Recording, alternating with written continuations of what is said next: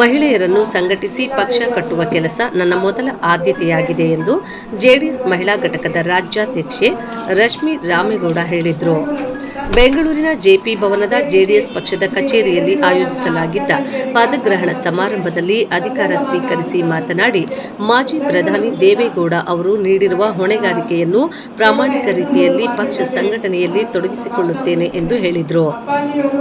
ಯುವ ಮಹಿಳೆಯರನ್ನು ಪಕ್ಷ ಸಂಘಟನೆಗೆ ತೊಡಗಿಸಿಕೊಳ್ಳುತ್ತೇನೆ. ನಮ್ಮ ಚಿಹ್ನೆಯೇ ಮಹಿಳೆ. ಪ್ರತಿ ಜಿಲ್ಲೆ, ತಾಲೂಕು ಮಟ್ಟದಿಂದ ಪಕ್ಷ ಸಂಘಟನೆ ಮಾಡುತ್ತೇನೆಂದು ತಿಳಿಸಿದರು.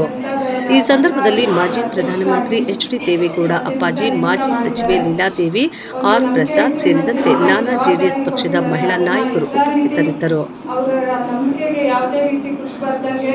ಸಂಘಟನೆ ಮಾಡಿ ನಮ್ಮ ಮಹಿಳೆಯರನ್ನೆಲ್ಲರನ್ನೂ ಒಗ್ಗೂಡಿಸಿ ಎಲ್ಲರನ್ನೂ ಒಗ್ಗಟ್ಟಾಗಿ ಎಲ್ಲರಿಗೂ ಅವ್ರದ್ದೇ ಆದ ಸ್ಥಾನಮಾನ ಕೊಟ್ಟು ನಮ್ಮ ಮಹಿಳಾ ಮುಖಂಡರ ಜೊತೆ ನಾನು ಮಾತಾಡಿದಾಗ ಏನವರು ನನಗೆ ಫೋನಲ್ಲಿ ಸಮಸ್ಯೆಗಳು ಹೇಳಿದ್ದಾರೆ.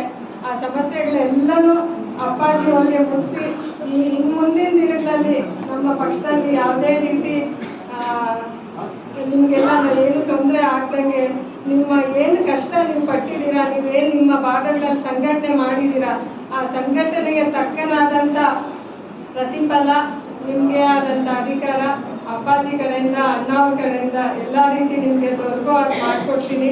ನಮ್ಮ ಪಕ್ಷಕ್ಕೆ ನಾವೆಲ್ಲರೂ ಏನು ಮಹಿಳಾ ಮಣಿಗಳು ತಮಗೆಲ್ಲ ಗೊತ್ತಿರೋದ್ರೆ ಹೆಣ್ಮಕ್ಳು ಮನಸ್ಸು ಮಾಡಿದ್ರೆ ಇವಾಗ ಅಡುಗೆ ಮನೆಯಿಂದ ಅಂತರಿಕ್ಷದವರೆಗೂ ಹುಟ್ಟಿದ್ದೀವಿ.